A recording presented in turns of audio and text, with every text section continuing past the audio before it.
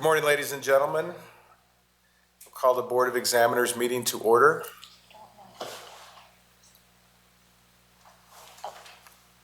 Can you hear us loud and clear in Carson City? We can now, Governor. All right. And by the way, congratulations. Thank you. I'm a happy man. All right, let's move to agenda item number 2, public comment. Is there any member of the public present in Las Vegas that would like to provide comment to the board? There are none. Is there anyone present in Carson City that would like to provide public comment to the board? None, Governor. Thank you, Madam Secretary. Agenda item number 3, approval of the July 10, 2018 meeting minutes. Have the members had an opportunity to review the minutes, and are there any changes? I have no changes, Governor, and I move for approval. The Secretary of State has moved to approve the July 10, 2018 meeting minutes. Is there a second? I second. Second by the Attorney General. All those in favor say aye. Aye. Aye. That motion passes 3-0. Agenda item number 4, request to revise the Victims of Crime Program's rules and policies. Mr. Nix, good morning, congratulations, and best of luck on your first meeting. Thank you, Governor, and good morning, members of the board. Agenda item number 4 has been requested to be withdrawn from the agenda to make some additional revisions. The division plans to submit the revised program rules and policies for the October 2018 BOE meeting. All right, well then we'll withdraw agenda item number 4. We'll move to agenda item number 5, request to purchase state vehicles. Mr. Nix. There are 4 requests for 4 vehicles on this agenda item. The first request is from the Department of Conservation and Natural Resources Conservation Districts to purchase 1 replacement vehicle. The vehicle being replaced has met the age and/or mileage requirements in SAM. The second and third request is from the Department of Public Safety, Division of Emergency Management, to purchase 2 replacement vehicles. The vehicles being replaced have met the age or mileage requirements. The vehicle replacements were included in the agency's legislatively approved budget. And the fourth request is from the Department of Public Safety, State Fire Marshal's Office, to purchase 1 vehicle. This request was originally approved during the March 13th, 2018 Board of Examiners meeting. Due to the delay in the delivery of the vehicle, the agency is requesting to purchase the vehicle in fiscal year 2019. This request is contingent on the Interim Finance Committee approval of Work Program C44004 during their August 16th meeting. Representatives from the departments are available to answer any questions the board may have. I have no questions. Board members, any questions with regard to agenda item number 5? We have none, Governor. The chair will accept a motion. I move for approval of the request for purchase state vehicles. I second. The Secretary of State has moved to approve the request to purchase state vehicles as presented in agenda item number 5. The Attorney General has seconded the motion. Any questions or discussion on the motion? There are none. All those in favor, please say aye. Aye. Aye. That motion passes 3-0. We will move on to agenda item number 6. Mr. Nix. Item 6 includes 4 requests to contract with current and/or former employees pursuant to NRS 333.705 subsection 1. The first request is from the Department of Administration Purchasing Division to contract with a former correctional officer to provide uniform security guard services through September 2021. The second request is from the Department of Corrections to contract with 12 current employees to deliver packages to inmates through September 2019. The deliveries will occur off hours. The agenda for the third request will need to be revised. There are 2 requests from the Department of Health and Human Services. The first is from the Division of Child and Family Services to contract with a former employee as the Executive Director of Carson Valley Children's Center, doing business as Austin's House. The employee retired in June of 2017. The second request for the Department of Health and Human Services is for the Division of Public and Behavioral Health to utilize a current system of higher education employee to provide competency evaluations at the Southern Nevada Adult Mental Health Services campus in Las Vegas. The fourth request is from the Department of Transportation to allow contracted vendors to use former employees on projects awarded to the vendor. The first request is for a quality assurance engineer to review bidding documents for the Centennial Bowl project. The employee retired in May of 2018. The second is for a sub-consultant for facilitation services related to NDOT's Strategic Highway Safety Plan. The employee retired in June 2018. Representatives from the departments are available to answer any questions the board may have. Thank you, Mr. Nixon. I just want to be clear. Did you say on item 6C that they needed to be revised? Just the agenda item, the agenda title said Division of Public and Behavioral Health, and it was actually two of the divisions within the department. The second division is Child and Family Services. All right, understood. Thank you. I have no questions. These are straightforward. Board members, any questions with regard to this agenda item? No questions. No questions, Governor. I move to approve. The Attorney General has moved to approve agenda item number 6. Secretary of State, did you second the motion? Did I hear that? Yes, sir. All right. Secretary of State has seconded the motion. Any questions or discussion on the motion? There are none. All in favor, please say aye. Aye. Aye. That motion passes 3-0. We'll move on to agenda item number 7, request for a recommendation of approval to the IFC for an allocation amount from the contingency account. Mr. Nix. Item 7 has 3 requests for positive recommendation to the Interim Finance Committee pursuant to NRS 353.268 for allocation from the general fund contingency account. The contingency account has an approximate balance of $10.1 million to cover unanticipated costs for the remainder of the 2017-2019 biennium. The first request is from the Department of Corrections in the amount of $158,000 to fund the repurposing of IT equipment from the Department of Motor Vehicles.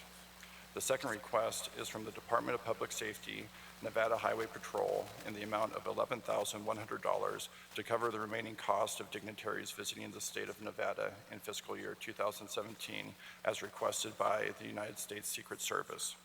The third request is from the Department of Public Safety, Records, Communications, and Compliance Division in the amount of $86,398 to add a Management Analyst 3 position that will be responsible for the operations, development, and implementation of the Sexual Assault Kit Initiative / program. Representatives from the department are available to answer any questions the board may have. Thank you, Mr. Nix. The one I want to have a record on because it is relevant to the agenda item in 17 is 7A. Do we have representatives from the Department of Corrections present?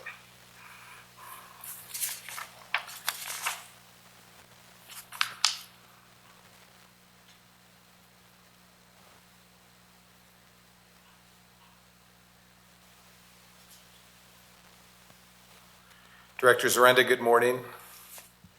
Good morning, sir. Good morning, board.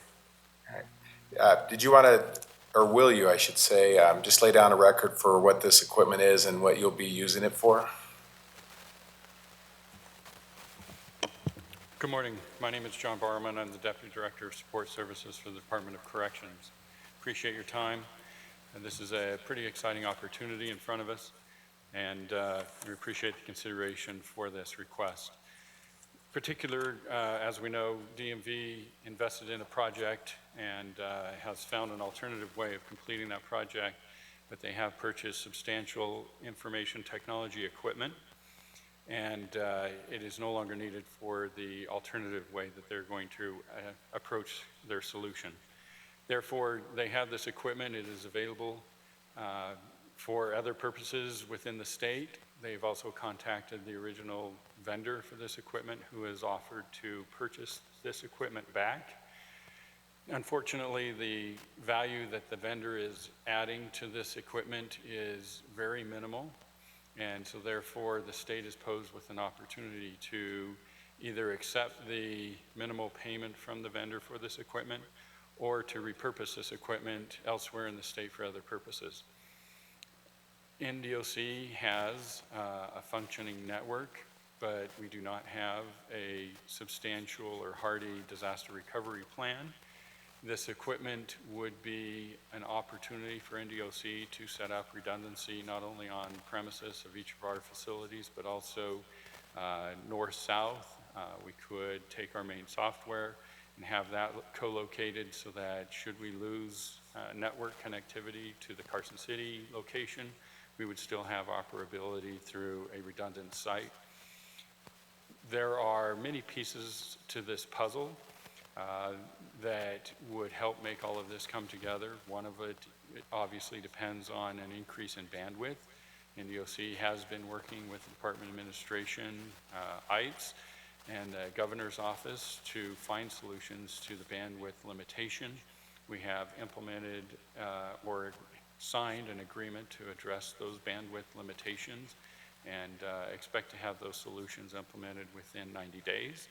Having the additional bandwidth, having the access to the DMV IT equipment would make a substantial movement towards having a proper disaster recovery for the agency. And obviously we have many applications that would benefit from this, not just the primary software notice that we use for managing our offenders, but also when we have security protocol, when we replace our telephone, so many other applications that would benefit not only from the bandwidth, but also the additional equipment that would be available through this. It is not budgeted, and we have two options, and that is to go and put the request in our 2021 budget request and ask the legislature, the governor's office, and ultimately the legislature for approval of this particular request. The disadvantage of doing that is we defer the ultimate decision on if that equipment should be given to NDOC until the appropriation is made in May and available July 1st. The alternative of repurposing this equipment is to sell it back to the vendor. It's already a very small amount compared to the purchase price, and it is expected to depreciate substantially by the time we get to May or July. So it is not impossible to defer this, but there is a diminishing alternative plan if this decision is delayed. So with that considered, the recommendation was that NDOC consider the value of asking for contingency funds so that we could have a decision quickly before Plan B is of minimal value. Thank you. Thank you, Mr. Barrowman. This is a really good deal, correct, for you, for NDOC? This is John Barrowman, Deputy Director, and I am extremely excited about the opportunity, the unplanned, unanticipated opportunity that this would provide for the state of Nevada to really shore up this agency, given the safety and security issues that exist if we don't have ongoing operability. We've had tremendous issues with outages, and this would go a long way to avoid those things in the future and maintain our constant operations. So it is a very big value to the state. It's a very big, and as you know, many agencies depend on our data, depend on our functionality. So when I say to the state, I mean not just NDOC, but to many agencies throughout the state. And this substantial benefit would help many other agencies as well. So yes, I am very excited about it if this is considered the best value for the state. I don't see you get excited too often, Mr. Barrowman. But in all seriousness, I mean, essentially, you are getting a loaded Cadillac for the price of a used Volkswagen, correct? At 50% off. Yeah. And if you were to have to make a budget request, not for this equipment, but similar or identical equipment through a standard budget application, what would that look like? Thank you, John Barrowman, Deputy Director. Instead of it being in the less than $200,000 range, to get equipment that would be this functional and provide this level of redundancy, the request would be multiple millions of dollars. It is something that we've always had an interest in doing, but we haven't had the opportunity with resources to pursue this. So it's the right thing to do. It's in our long-term plan to do, but it is not a realistic opportunity for us to do if we were to pay full price for this. And if you could put into simpler terms what it means to the safety and security of the staff, as well as the inmates, and the efficiency of the operations. Thank you, John Barrowman. So right now we are extremely autonomous at each of our locations. So if we had a compromise to our network or to our communications equipment, we would still be able to carry on operations, but that would be in a silo and the functionality would be fairly limited. So we would still be able to know how many inmates we're supposed to have and how many we actually have. We would still be able to do our rounds and maintain the on-ground security. The problem is we maintain all of that information centrally, and that main central location is here in Carson City. Anytime that we have an interruption in that network, it means that all of the rest of the state go into silo status and can't share information between locations. We can't send emails outside of the location. Once we have the telephone using this network, we would only be able to have communications within the network unless we use the Plan B, which is the copper. It also limits our ability to look at camera footage, security footage. It has the ability to prevent us from sharing resources between facilities once we get our staffing scheduling software using this network. So having this ability to maintain full operations when one single site goes down is a tremendous impact to the efficiency, the effectiveness, the coordination of our operations. All right, thank you, Mr. Barrowman. And a final question, and this is a conversation we had on the Board of Prison Commissions, and that has to do with telemedicine. And when you talked just a few minutes ago about bandwidth limitations and that effect on telemedicine and how that affects your overtime in terms of having to transport inmates, will you talk a little bit about what the system will do to improve that situation? Thank you, John Barrowman. Essentially, telemed is just an exchange of information between the provider and the patient, but there's so much more to it. We are in the process of implementing electronic medical records that will be heavily dependent upon having the storage capacity and the ability to maintain those data elements electronically. And that's all great if you are in the silo that is able to look at those files. To pass that information on to a medical provider does require bandwidth. It does require having the equipment to maintain that ability. So if we were to lose connectivity to our main data hub center in Carson City, then all telemed across the state is going to be have to be canceled because we couldn't maintain that type of transaction. If we were able to have this redundant system, we would be able to continue with the telemed appointments as scheduled, knowing that we still have that information available at an alternative site. Well, thank you very much, Mr. Barrowman. Board members, do you have any further questions with regard to agenda item 7 and specifically 7A? Governor, I have a question. I just want to confirm that you all are positive this is going to work. We have some technology and we're reading the file, but that this will be a seamless transfer and all of this will go as planned. Thank you, John Barrowman. All right, so the first is, yes, it will work. The issue, though, is it won't go as planned because we didn't plan on this. And so we are developing the plan as we get each of the required components in place. So the plan for using this equipment is entirely different if we don't get the bandwidth. The way that we use Chronos changes if we don't get the bandwidth, if we don't get this equipment. The way we use the security camera changes if we don't get the bandwidth, if we don't get this equipment. So having this equipment decision will allow us to set the configuration on all of those other opportunities to use this equipment. But in terms of this equipment itself, it is an opportunity to provide redundancy that we don't currently have.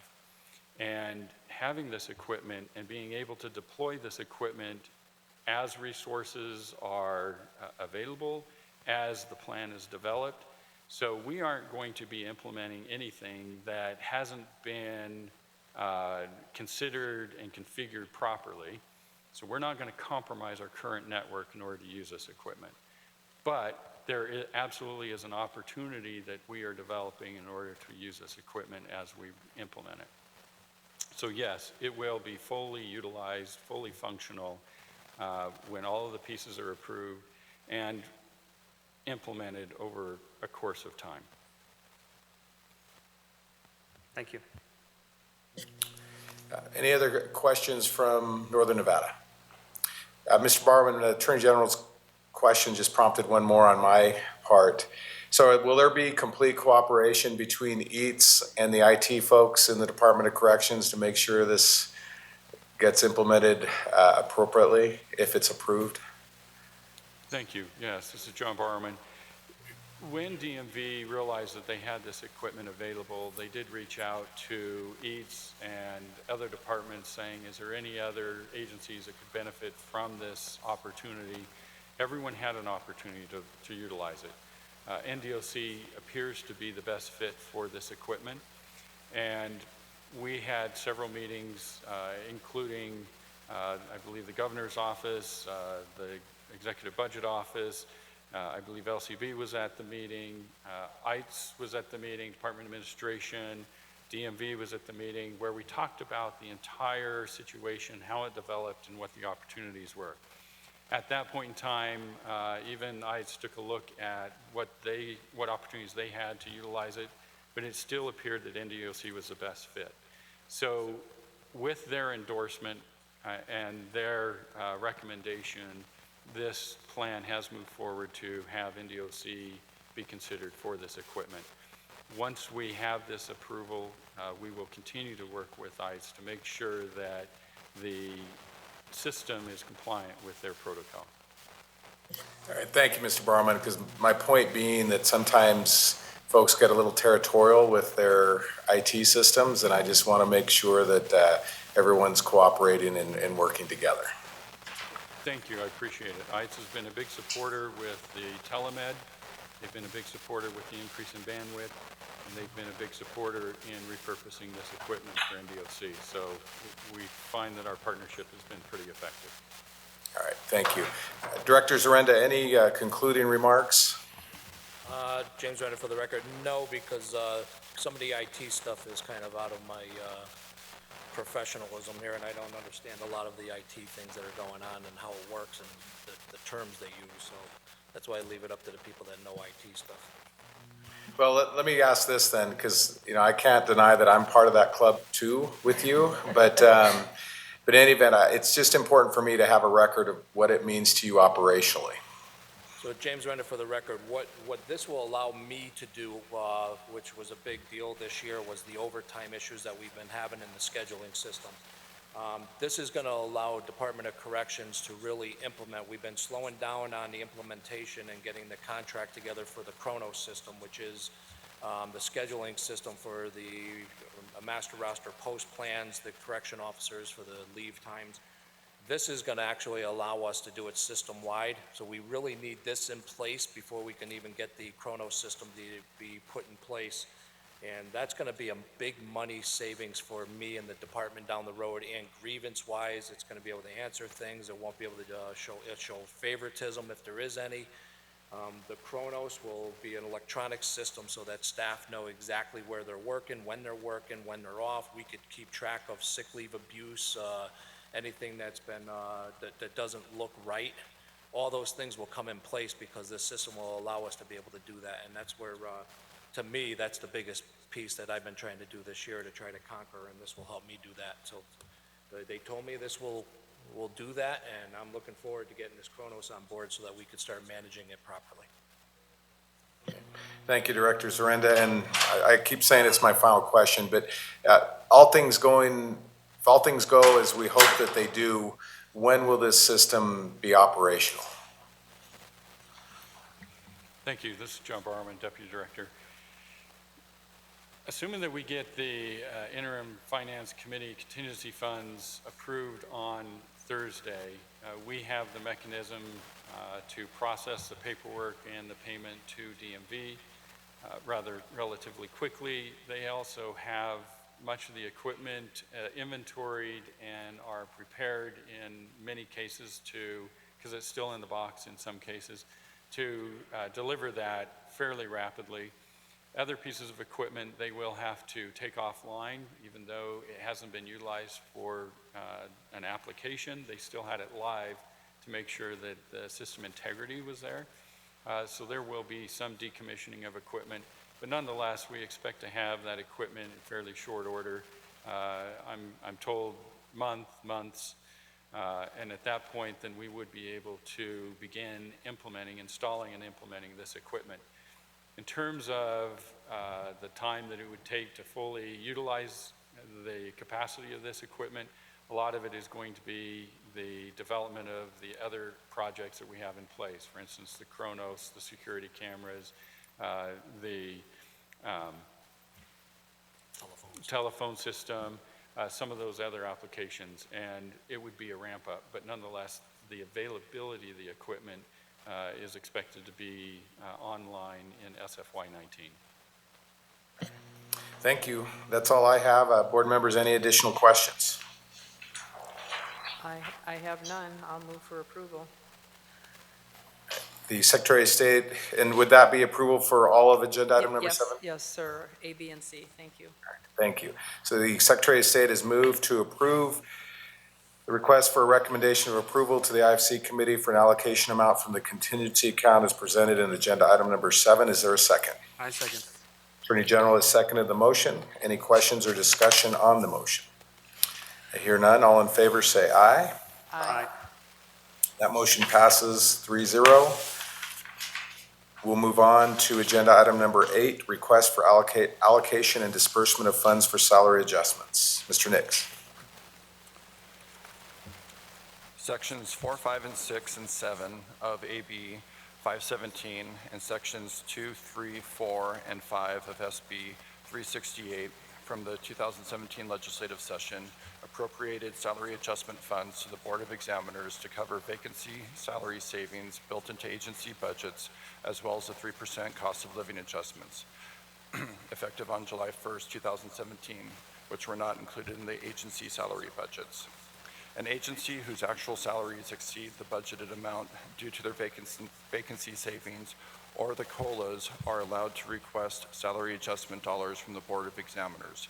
This item requests access to those funds by the University of Nevada, Las Vegas, the University of Las Vegas Intercollegiate Athletics, University of Nevada, Las Vegas Law School, University of Nevada, Las Vegas statewide programs, University of Nevada, Las Vegas Dental School, University of Nevada, Las Vegas School of Medicine, and the Business Center South within the Nevada system of higher education to cover vacancy savings and the cost of COLAs in the amount of $1,564,882 in higher education general funds. Thank you, Mr. Nix. And this is pretty standard, isn't it? That's correct, yes. I have no questions. Board members, any questions with regard to agenda item number 8? Move to approve. Attorney General has moved to approve the request for the allocation and disbursement of funds for salary adjustments as presented agenda item number 8. Is there a second? I'll second it, Governor. Second by the Secretary of State. Any questions or discussion on the motion? There are none. All in favor say aye. Aye. Aye. That motion passes 3-0. We'll move on to agenda item number 9, approval of proposed state administrative manual changes. Mr. Nix.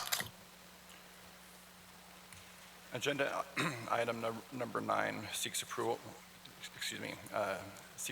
to revise Chapter 200 of the State Administrative Manual regarding travel status, Section 012, or 0210.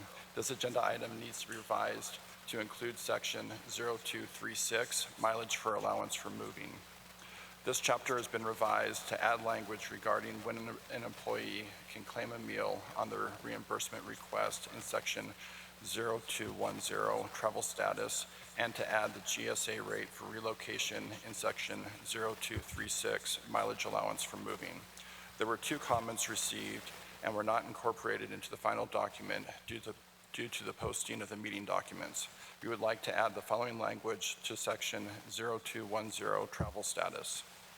Upon approval of the department head, agencies may make exceptions to the rate of reimbursement for meals when the following applies.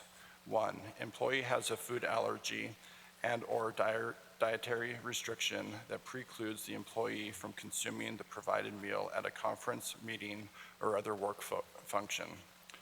Number 2, if the condition above exists, agencies may allow employee to claim meal reimbursements for any meals provided at a conference, meeting, or other work function that may pose a health risk to the employee if consumed.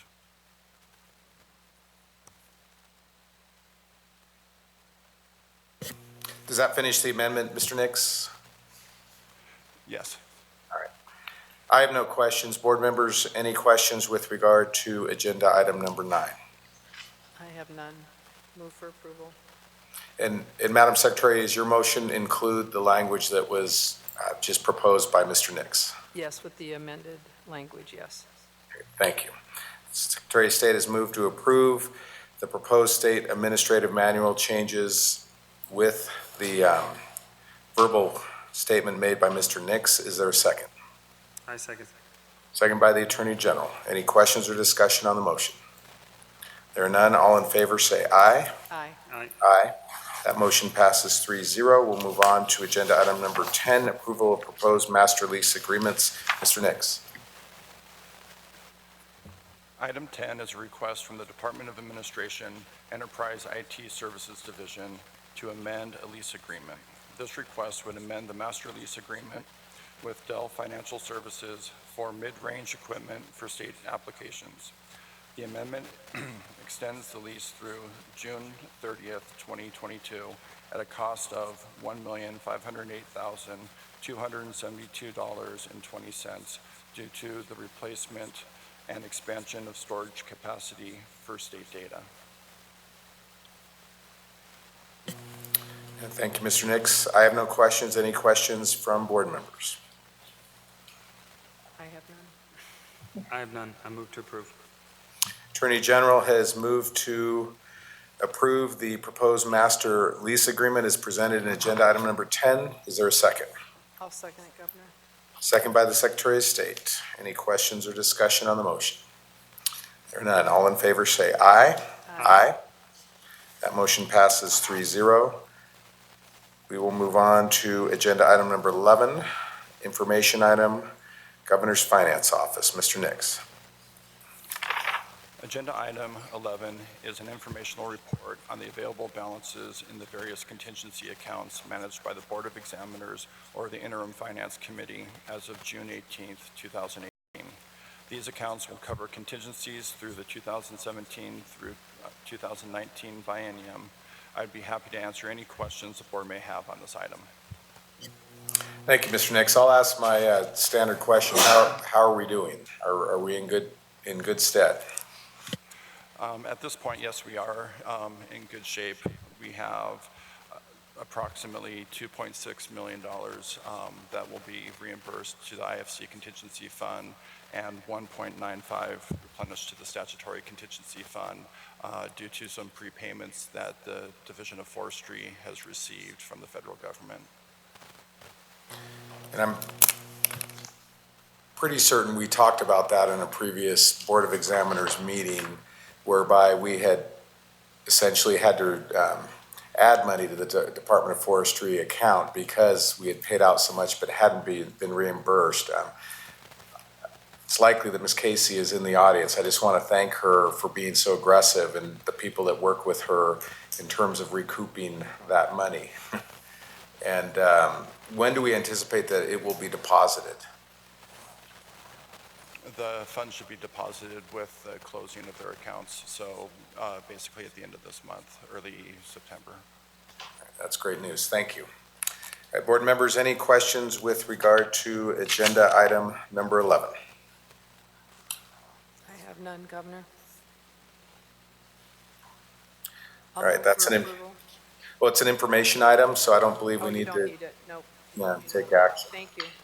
Okay, so that completes agenda item number 11. We'll move on to agenda item 12, approval of proposed leases. Mr. Nix. There are 5 leases on the agenda, agenda item 12 for approval by the board this morning, and no additional information has been requested by any of the members. Thank you, Mr. Nix. I have no questions. Board members, any questions with regard to agenda item number 12? No, Governor. I move to approve agenda item number 12. The Attorney General has moved to approve the proposed leases presented in agenda item number 12. Is there a second? I'll second it, Governor. Secretary of State has seconded the motion. Any questions or discussion? Hearing none. All those in favor, please say aye. Aye. Aye. That motion passes 3-0. We'll move on to agenda item number 13, contracts. Mr. Nix. There are 55 contracts in agenda item 13 for approval by the board this morning.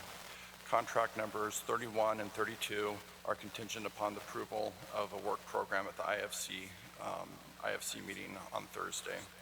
Members have requested additional information on the following. Contract number 1 between the Attorney General's Office and Adams Natural Resource Consulting Services, LLC. Contract number 6 between the Department of Administration, Enterprise Information Technology Services, and Converge One, Incorporated. Contract number 7 between the Department of Veterans Services, Northern Nevada Veterans Home, and Avalon Care Center, Veterans Administration, Reno, LLC. Contract number 16 between the Department of Health and Human Services, Public and Behavioral Health, and the Attorney General's Office. Contract 34 between the Department of Wildlife Operations and Colcomi Enterprises Incorporated.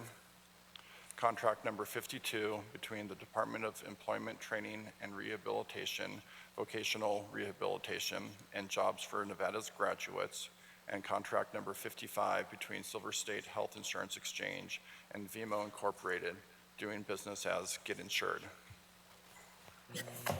Thank you, Mr. Nix. And I had asked the first contract to be held out. I know this is a contract that we have approved before. I don't know, is Marta Adams present?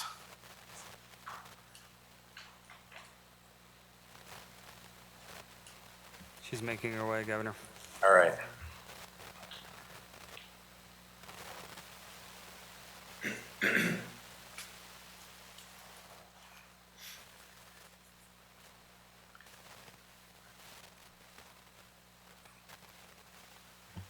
There we go. Good morning, Governor, and good morning, Board of Examiners. My pleasure to be here.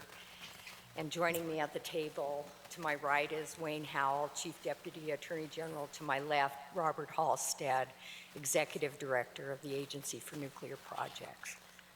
And good morning, Marta. And I had asked this to be held out, and not because I question the contract in any way. You've done a fabulous job and literally spent your entire career fighting the proposed Yucca Mountain project. I suppose what I wanted to do was take the opportunity to have you and Bob perhaps to give a brief description of where we are and how we're doing and what you anticipate in the next 6 months to a year or so associated with the Yucca Mountain project. Thank you, Governor. Mostly I'll defer to Bob on this. I would say, as I did in July of 2017, we've been in a period of heightened vigilance, at least in the last several years. Although since that time, the House of Representatives did pass by an overwhelming majority H.R. 3053, which it would restart the Yucca Mountain project, change some key parameters of that program, and basically jumpstart the program. Having seen that pass in the House, we do have an understanding that at least for the temporary period, probably until January of 2019, but not do that. So meanwhile, we're in a preparation mode. We're looking at the 3 Ls that I described to you last time, the licensing, litigation, and legislation, because the federal legislation could change everything. Although it looks like there is enough momentum that Yucca Mountain licensing may indeed restart before the Nuclear Regulatory Commission. All right, thank you. Bob, why don't you take it from there? For the record, Bob Halstead, pardon me, Executive Director, Agency for Nuclear Projects. Good morning, members. Good morning, Governor. I think the only thing I would add is that if we were to summarize what's happened over the last 18 months or so, there really has been a concerted effort by the pro-Yucca Mountain forces in Washington to restart this program. And I believe I think it's fair to say we've battled them to a draw over that time. In the licensing area, which I think is most important because we have such a strong legal and technical case on our 218 contentions. The primary events that have taken place have been activities at the Nuclear Regulatory Commission about the steps that would need to be taken to restart the licensing proceeding. And both our agency and the AG staff and contractors, and I have to compliment our members of Congress as well, particularly in this regard. Both of our United States senators have been very active in filing requests for information with the Nuclear Regulatory Commission and the Department of Energy about what would happen in the event that licensing starts. And basically things that are important to us, like a commitment to have any restarted hearings held at a hearing venue in Nevada rather than at the NRC headquarters in Rockville. Secondly, in the legislative area, I think it's important that while the Shimkus bill did get 340 votes, and that's certainly an indication of what we're facing in the House of Representatives, the bottom line doesn't always tell the whole story. And 3 of our members of Congress testified before the subcommittee that Chairman Shimkus heads, and that resulted in very significant changes in the legislation at the committee level. So some of the things that were of greatest concern to us, and specifically Chairman Shimkus's desire to gut Western state water law and basically preempt them. The members of the full committee, having heard the concerns of Nevada, forced Chairman Shimkus to back off that and some of the other more draconian measures in his bill. And finally, on the litigation front, and I'll go back to the conversation that you and I had almost a year and a half ago now after your meeting with Secretary Rick Perry. You told us that you didn't want us to sit around waiting to see what the federal government was going to do on Yucca Mountain. You wanted us to take actions. Well, immediately thereafter, we had the Texas case where the AG staff did a terrific job with our outside counsel in winning a dismissal. We're still waiting. I guess there's still an appeal period where Texas might come back, but we think we've beaten back that effort to try and expedite the licensing proceeding in a way that would have basically violated our due process rights to a full licensing hearing.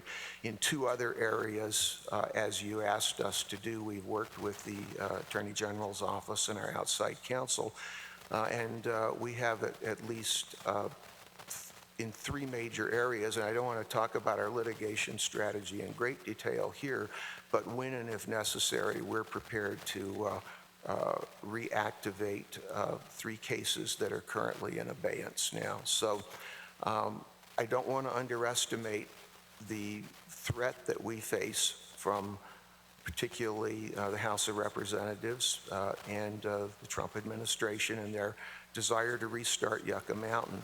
But We've been engaged in battle with them last year and this year, and we've battled them to a draw, and I think we need to be prepared for another round beginning in January of 2019.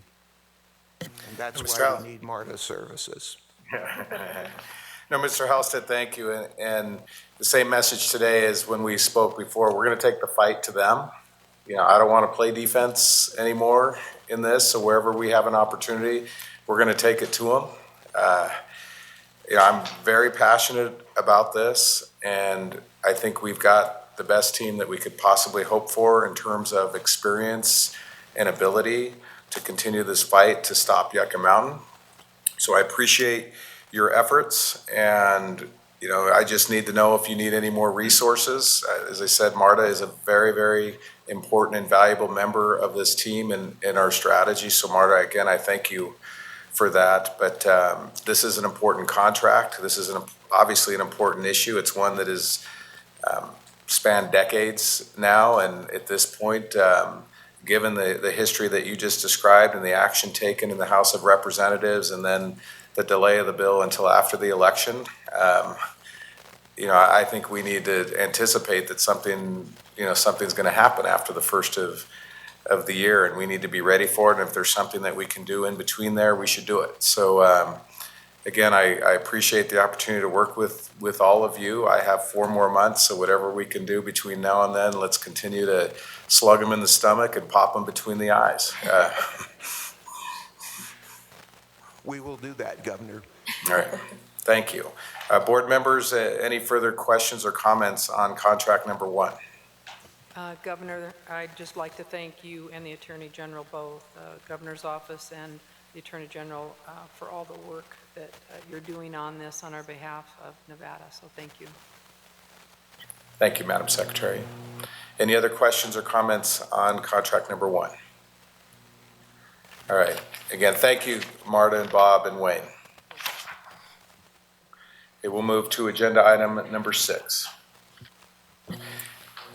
And as the individuals associated with contract number 6 come forward, the purpose for me calling this forward is it is relevant to the conversation we just had with regard to the Department of Corrections and their data network.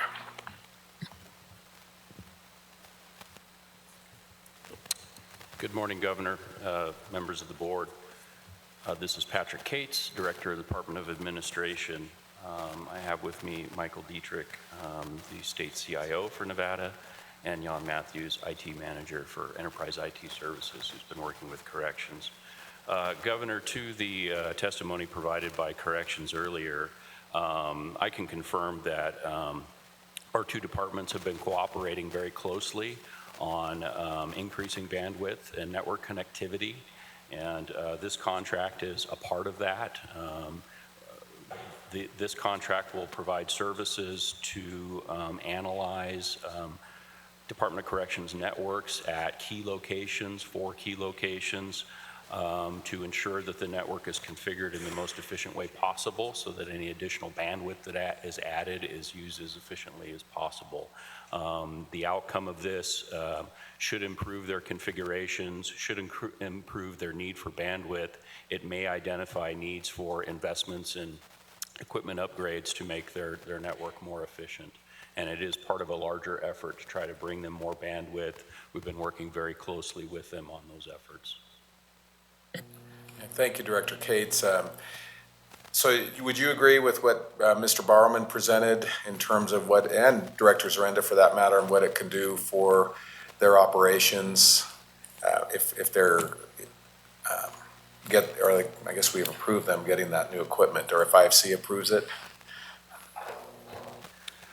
For the record, Patrick Cates, yeah, we supported that investment. We think it makes a lot of sense. We're working with them on telemedicine, and I know that EATS has worked with them and Renown Health to set up some VPN tunnels to make telemedicine function properly at some of their key institutions. This will help that effort, as well as some additional work we're doing with them to expand network capacity. No, and this telemedicine issue is really important because not only will it save money, not only will it create efficiencies, but it'll provide more opportunities for improved healthcare for the inmates. So it really is a win-win-win. And as we start to piece all this together, it's going to be a big positive for the state. So I appreciate your hard work. Thank you, sir. Board members, any further questions or comments with regard to contract number 6? All right. Thank you, gentlemen.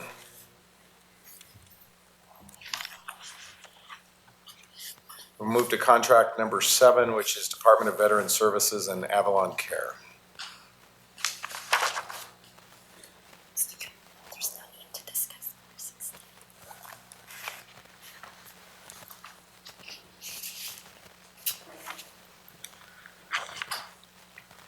All right, good morning. I thought this would be a great opportunity to update us on the Veterans Home, Northern Nevada Veterans Home.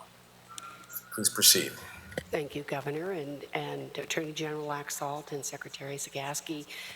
Yeah, it's beyond exciting to be able to give you the update on the Northern Nevada State Veterans Home and to actually be coming before you today with the management contract for approval. Just by way of highlights, we all know we've been talking to most everybody in this room about the home for several years, sir. And you yourself had a hard hat tour and had a chance to have influence on our football field. So I want everybody to stay tuned for the football field. But anyway, the home is on track for the schedule. Q&D Construction has been the construction manager at risk, and they're holding tight to the schedule of being able to do our state recognition or ceremonial ribbon cutting in December 17th. The contract before you today with the management company Avalon, we were very careful in the review and selection and RFP for a management company to operate this home, knowing how important it is to the state and the veterans and family members in our state. They currently operate 4 state veterans homes in Utah, 1 in Hawaii. They have a portfolio of 70 skilled nursing facilities nationwide with extensive experience in standing up new homes that are opening up, and most particularly state veterans homes, which have additional criteria above and beyond state licensure, federal certification through CMS, but also to the certification process that is required by the Veterans Administration. We're very pleased that they ended up being the company selected. We've had multiple meetings with them and ongoing even prior to the execution of the contract, just because they're very interested and plan on this being a very successful facility for the state of Nevada. I'm also wanting to share with you today that we started to establish what we called an interest list of individuals in the state who are veterans or veteran family members or spouses or Gold Star parents. And as of this date, sir, we have 112 individuals on the interest list. This is a 96 resident skilled nursing facility, so not all 112 may need skilled nursing care, but every day, every week, we receive more folks asking to be placed on the list. It truly validates the state's belief and our wonderful governor's commitment to make sure that this happened. And we remain very proud and appreciative to be part of this whole process as a department. And if there's any other questions, I stand ready to answer those for you. Thank you. And you prompted one question for me. And first of all, thank you for all your hard work. I mean, as I drive by and I see the walls are up and the progress that has been made, you're right. It is really exciting. So how are we getting the word out there that this facility be available to veterans to make sure that perhaps there's somebody out there who may not know that they're eligible, that they could put their names on the list? Thank you, sir. And for the record, I forgot to say this earlier, Wendy Simmons, Deputy Director, Nevada Department of Veterans Services for Health and Wellness. Actually, the VA hospital has been one of our primary referral sources. Chief of Staff, Director Lisa Howard, and all components of the VA hospital are constantly referring people to us. We've also conducted numerous town halls in the community to alert both seniors or community partners in different entities like Senior Coalition and many other senior organizations about the coming home. Media coverage has been very kind and considerate as well.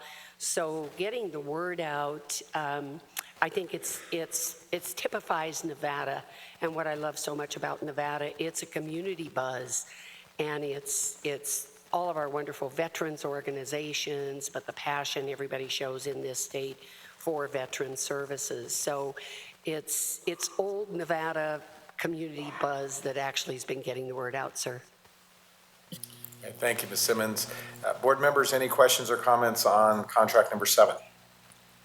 Thank you, Governor, for the opportunity to speak on this. I just wanted to take the time to, again, thank Wendy and all of your staff for everything that you do for our veterans in Nevada.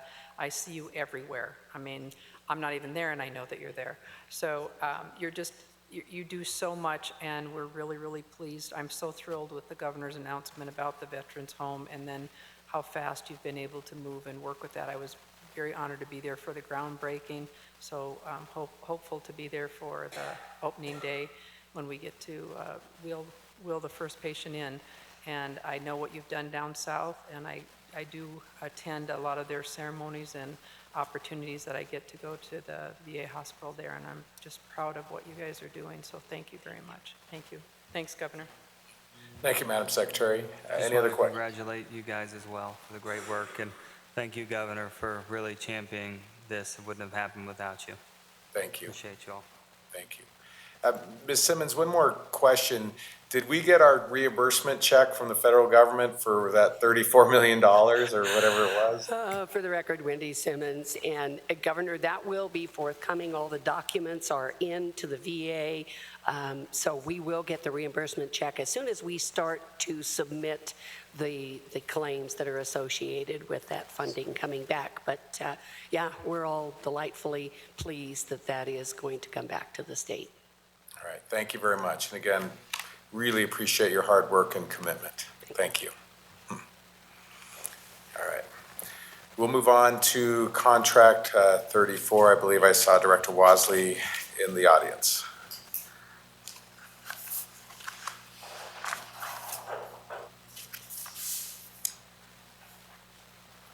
On with Mr. Robb.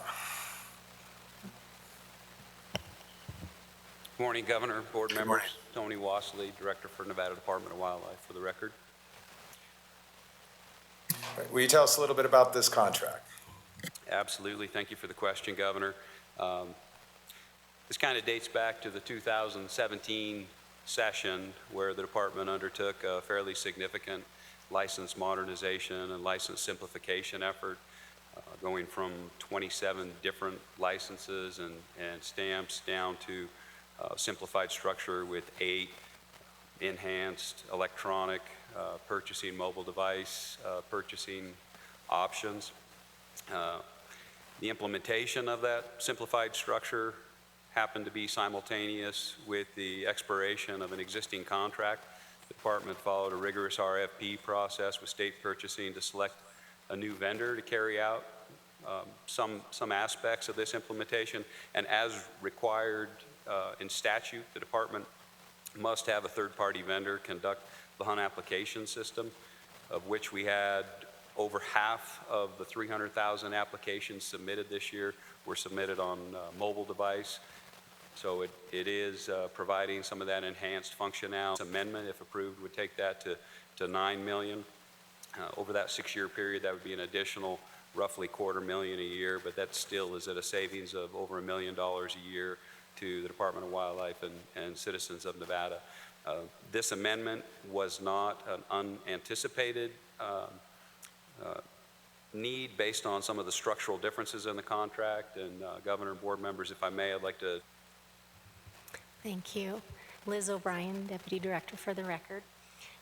This is an accounting adjustment to the contract that was not new in services. We always paid $1 per sale or 10 cents per stamp sale to the vendor. The issue was the way that we paid the vendor. In the past, the vendor was collecting the money, and then they would keep their dollar or 10 cents per sale and then turn the money over to the state. But in today's world and in this contract, we actually receive all the money.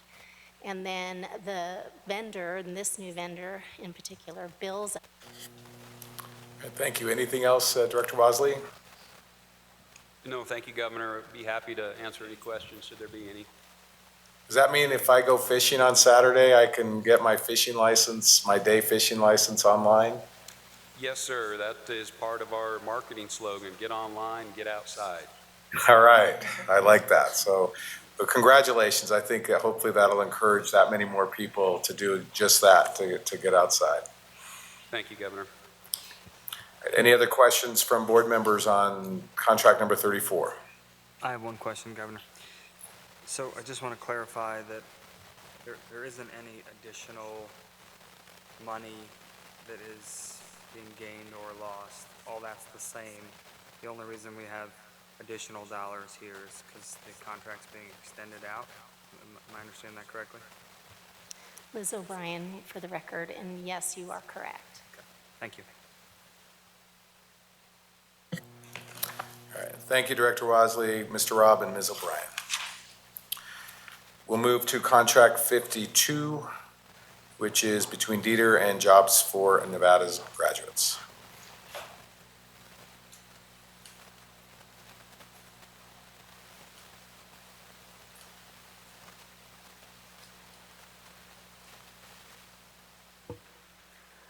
Good morning, Governor and board members. I'm Shelley Hendren, Administrator for the state's Rehabilitation Division and the Voc Rehab Program. Will you provide a brief record of what this contract is and perhaps a little history on Jobs for Nevada's graduates?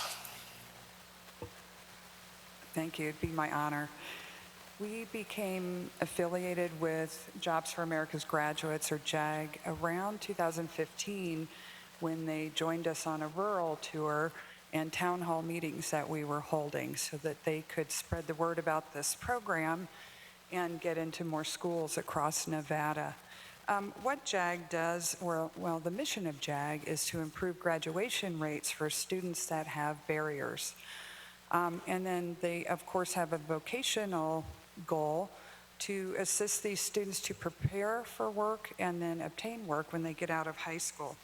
It's a really unique research-based type of program that's multi-interventional, and so they provide an array of counseling services, skills development, career preparation, job development, and job placement services. The JAG program will actually follow their students up to a year after program exit to advocate for them and provide continual soft skills and job preparation services and help them become employed up to a year after exit. For us, as we started talking more to the folks from JAG, we realized what a good fit it was for our program. So the Voc Rehab program, of course, works with people with disabilities to remove their barriers to employment. And since the signing of the Workforce Innovation and Opportunity Act in late 2014, there was a renewed focus in that piece of legislation on serving students with disabilities. Title IV of WIOA are amendments to the Rehabilitation Act, and there were a multitude of changes and this renewed focus. In addition to serving students with disabilities, there were 5 activities that we were to focus on.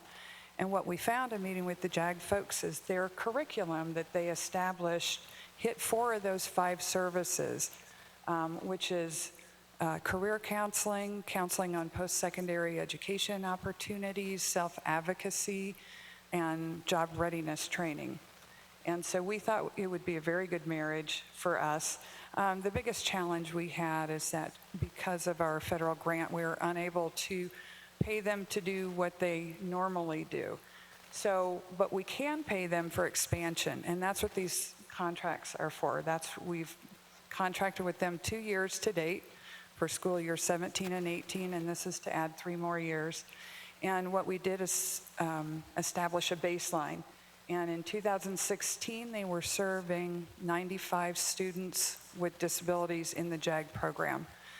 And so we said, if you can expand and get into more schools, you know, if you can generate interest, more students with disabilities to become, to go through your curriculum, then we can pay you as we would any service provider that's delivering those types of activities. And so that's what they've done. And I can tell you in fiscal year 2017, they served a total of 242 students with disabilities. So that's 147 over that baseline that we set. And then in fiscal year 18, they served 283. So that's 188 over that baseline. And they also expanded in the number of schools that they're in. In 2017, it was 26. And in 2018, it was 36. And my understanding is currently they're in 41 high schools. Well, thank you. And the JAG program has been one of the most phenomenal, successful education programs that we've implemented in the past 7 or so years. And I was really pleased to see that it's expanded now to students with disabilities. And if we have, which I would expect, the same success that we have with the at-risk students that we do with the students with disabilities, it is going to continue. The JAG program is going to continue to change lives and set young men and women up for a really successful life. So I really appreciate your hard work, and I think this is a fabulous contract. Thank you. Yes, Governor, thank you so much, and thanks to you, because I know you had some influence on starting the JAG program in Nevada, and we appreciate that. We think it's a terrific program as well, with a really high success rate. Yeah, well, thank you. And Madam Secretary, I would suspect you may have some comments, because I know this is an issue that is very important to you. Thank you, Governor. And yes, I agree with the Governor. I remember when we first started talking about this, it was one of those really exciting programs we thought would be good, and now you've proven that it's excellent and that it has really a broad base, and including students with disabilities. I can't thank you enough for that. And Governor, for your vision on this. Really am very, very proud to have said I got to vote in the legislature on this, and that we are continuing to hear about it on a regular basis. So thank you, Governor, and thank you very much for what you do. And please tell the people that are working on this that we really do appreciate it and we do watch. Thanks. Thank you, Governor. All right, thank you. Any other questions or comments on Contract 52? All right, thank you.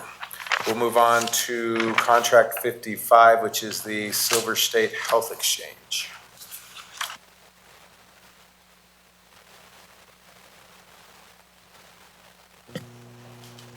Morning, Governor. Heather Korbulix, Director of the Silver State Health Insurance Exchange. How are you? I'm fabulous, thank you. And I asked for this contract to be held out as well, because I think this is a really good opportunity to talk about your success and what's been going on with the Silver State Health Exchange, but also to lay down a record and explain what's happening and why we're going from the federal hub to creating one ourselves. So please proceed. Thanks for the opportunity. So this is a contract to transition the state's exchange from a hybrid model that is reliant on healthcare.gov and its associated call center to Get Insured's proven private platform and call center.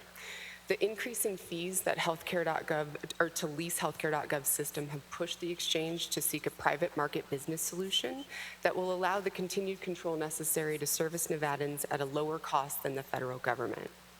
Nevada consumers, the Division of Insurance, and the exchange have repeatedly benefited from the state's control afforded to a state-based exchange. For instance, I'm sure you remember this, Governor, in 2017, when it was looked as if 14 of Nevada's rural counties would be without any exchange plans, this control proved critical. Around 9,000 rural Nevadans rely on the plans on the exchange and have no other health insurance options available to them. The extremely small proposed rate increases for plan year 2019 further demonstrate the importance of Nevada managing its own marketplace. This contract is going to ensure stability for the exchange by significantly lowering the technology and call center costs, saving the state a projected total of $18.9 million through state fiscal year 23. It will also allow us to retain control of our individual market while providing insurance carriers, brokers, policymakers, and others cutting-edge tools to better serve Nevada consumers. We currently serve 91,000 lives statewide, and we're a self-funded agency. Our operations do not require any general fund, nor are we requesting any. Our revenue is derived from a 3.15% assessment on gross monthly premiums that are collected by our exchange carriers. CMS began charging us for healthcare.gov in 2017 at 1.5% of those gross monthly premiums, so essentially half of our budget. This fee increased to 2% for plan year 18, and it goes to 3% for plan year 19 and then ongoing. That 3% represents almost the entirety of the exchange's budget. The impact of these increased fees are going to reduce our operating budget to 0.15%, or a little over $600,000, and will not allow the exchange to remain solvent. So per the President's executive order to minimize the burdens of the Affordable Care Act, and then under the direction of the exchange's board of directors, we've coordinated with Centers for Medicare and Medicaid Services, the Division of Welfare and Supportive Services, and others to develop an approved model for integration that avoids the problems that led to the 2014 failure. In December of 2017, we put out an RFI, and the responses convinced us that the exchange vendor climate has significantly changed since the days of Xerox, whereby that first generation of exchanges required complex, custom-built platforms based on unproven technology. There are now multiple vendors that offer proven, turnkey solutions that have been successfully deployed in a number of other states. We followed up on our RFI with a series of stakeholder feedback sessions, and we made site visits to other state-based marketplaces, including Idaho, which is another western frontier state, and has the distinction of being the only other state to transition away from the federal platform and establish successful operations as a state-based exchange. We've worked through the Interim Finance Committee to secure the budget authority to issue an RFP, and that went out in April of this year. The RFP required that the proposed vendor must have demonstrated successful operations in at least one other state for one complete plan year, and must also replicate the business processes that are currently operationalized by healthcare.gov. The highest scoring respondent was Get Insured, the same vendor who successfully transitioned Idaho away from the federal platform in 2015. This contract is favorable and innovative for the state. It minimizes risks that are associated with complex multi-vendor implementations, and it capitalizes on opportunities for shared cost savings between the many different states that use Get Insured platform. There are several other states that are enthusiastic about the potential savings Nevada will achieve through this contract, and many will likely be following behind. We've developed project management teams and partnerships with Welfare and Supportive Services and CMS and others in order to meet a transition timeline with full implementation effective October 2019 for enrollment in plan year 2020. The budgeting and operational stability that's provided by this transition is not only going to save our state 40 to 50% of that which would have otherwise been spent on healthcare.gov, but is going to further insulate Nevada from a significant portion of the marketplace volatility that's associated with changing federal regulations. This transition aligns our state with the current federal emphasis on foregoing a one-size-fits-all approach of the federal marketplace, and allows us to continue serving Nevada consumers at a lower cost point than the federal government, while most importantly maintaining our ability to customize our operations to best meet Nevada's needs. Finally, I promise I'll be quiet. Contingent upon the continued stabilization and of our marketplace that we've been seeing, we believe at the exchange that we may be able to sustain our operations from a lower assessment of carrier premium fees, which would benefit both the carriers and consumers. And I'm more than happy to take any questions. No, thank you, and well done. Thanks. No, I mean, you've basically checked all the boxes for me in terms of what my questions would be, but trying to summarize, essentially, if we stayed where we are, the status quo, those fees would triple. The fees associated with healthcare.gov and being part of that hybrid as you described. Correct. It would take almost the entirety of our budget. So we collect 3.15% of of gross premiums that our carriers collect, and healthcare.gov wants to charge us 3%, so almost the entirety of it, what we collect. And at the end of the day, what it means is for those 91,000 people that use this, get their health insurance this way, it would, as you say, it probably would sink the program, but otherwise they would have to pay for it and their premiums would go up dramatically, correct? So there would be two options. We could either, as a state, decide that we're going to charge more in our carrier premium fees. The federal government, to operate a fully federally facilitated marketplace, charges 3.5%.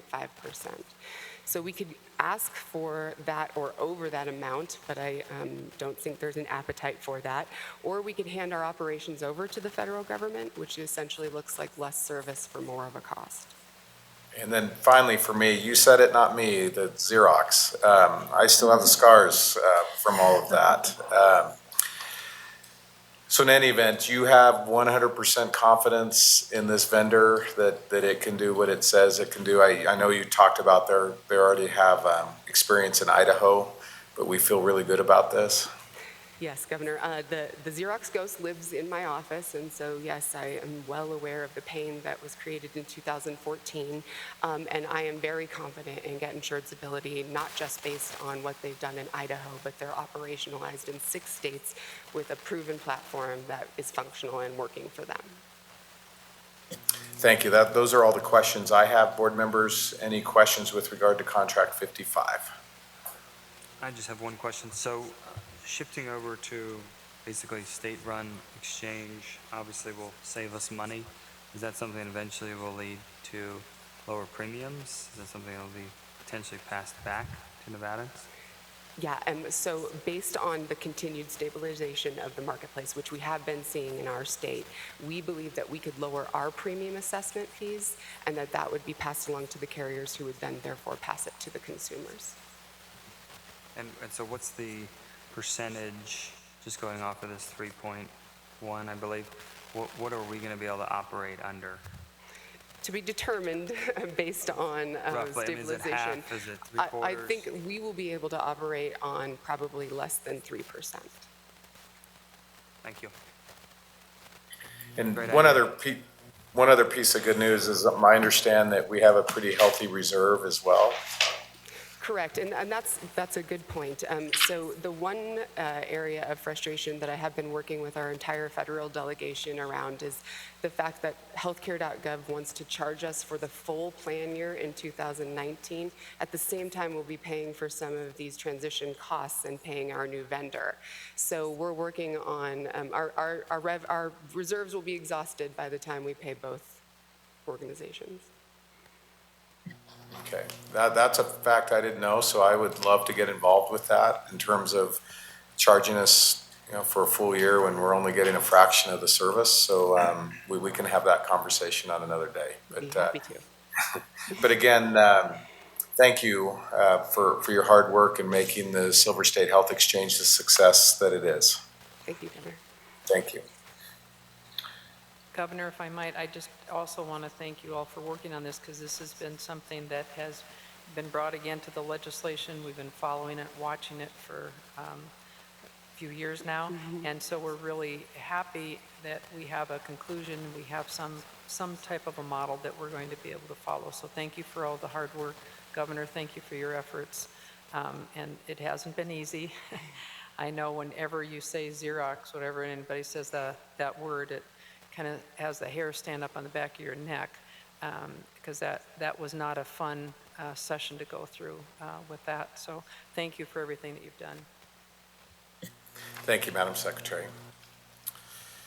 Board members, any other questions or comments with regard to the contracts included in agenda item number 13? I believe, Governor, no, I don't have any other, but I believe 16 was withdrawn. Is that correct? It wasn't withdrawn, it was just that there aren't any questions on it. Okay, all right, so it was just, all right. So we'll approve approval of the proposed contracts 1 through 55? Okay, the Secretary of State has moved to approve the proposed contracts presented in agenda item number 13, 1 through 55. The Attorney General has seconded the motion. Any questions or discussion? There are none. All in favor say aye. Aye. That motion passes 3-0. We'll move on to agenda item number 14, approval of proposed work plan. Mr. Nix. There is one work plan for approval by the board this morning. No additional information has been requested by any of the members. Okay, board members, any questions on the work plan? Move to approve agenda item number 14. Attorney General has moved to approve agenda item number 14. Is there a second? Second, Governor. Second by the Secretary of State. All those in favor say aye. Aye. Aye. That motion passes 3-0. We'll move on to agenda item 15, approval of proposed master service agreements. Mr. Nix. There are 107 master service agreements on agenda item 15 for approval by the board this morning. Most of these agreements replace existing provider agreements as explained in the June BOE meeting. MSA numbers 21 and 73 relate to agenda item 6C. No additional information has been requested by any of the members. All right, thank you, Mr. Nix. And just as a refresher for the board members, this is the product of our utilizing a different system and having all of the contracts come before us so that we're familiar with them. But I have no questions. If there are no questions, the chair will accept a motion.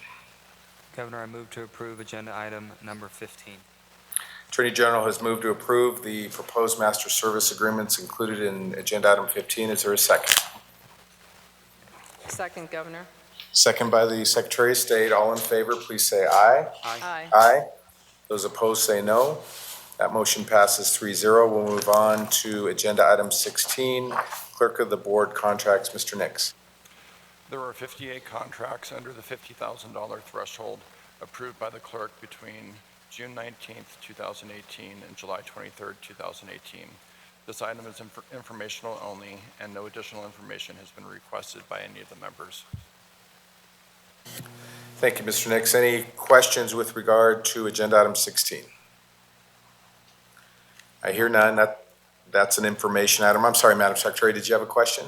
No, I just wanted you to know there aren't any questions up here. Thank you. Okay, thank you. I apologize. There's a little bit of a delay, so I didn't mean to interrupt. So this is an information item, so we'll move on to agenda item number 17, approval of a settlement for early termination of a contract. Mr. Nix. This item is a request from the Department of Motor Vehicles to approve a settlement with Tech Mahindra to fully resolve an early termination of a contract regarding the system modernization project. The settlement is for $0. Director Albertson is available to answer any questions the board may have.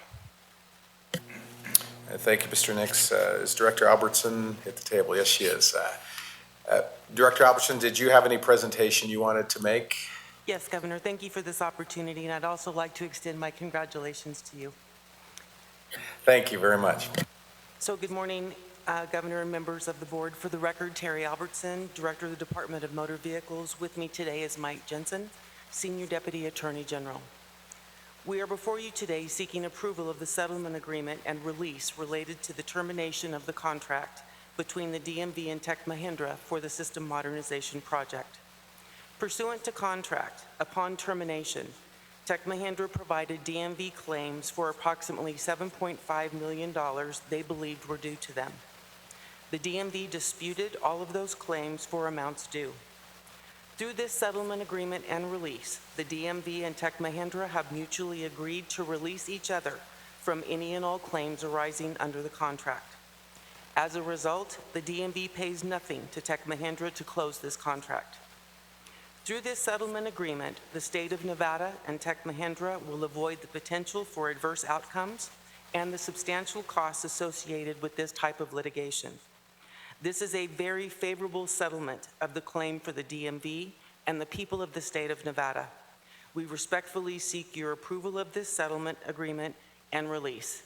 And Governor, I'd like to add further, I would like to provide my thanks to both your office and the Attorney General's office and their staff for the professional processes that we went through in order to come to this termination agreement, which is in the best interest of the state of Nevada. And again, extend my heartfelt thanks to Mike Jensen and the Attorney General's staff for their commitment and dedication to this process.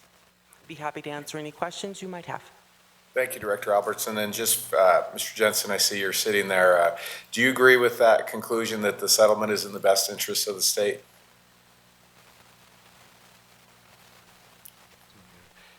Yes, Mr. Governor, I do. I believe this is a very favorable settlement for the state of Nevada and for the people of the state of Nevada. And Ms. Albertson, I said earlier, but this relates to the discussion that we had with the Department of Corrections, and that equipment that would have otherwise been used by the DMV is now going to hopefully be used by the Department of Corrections, correct?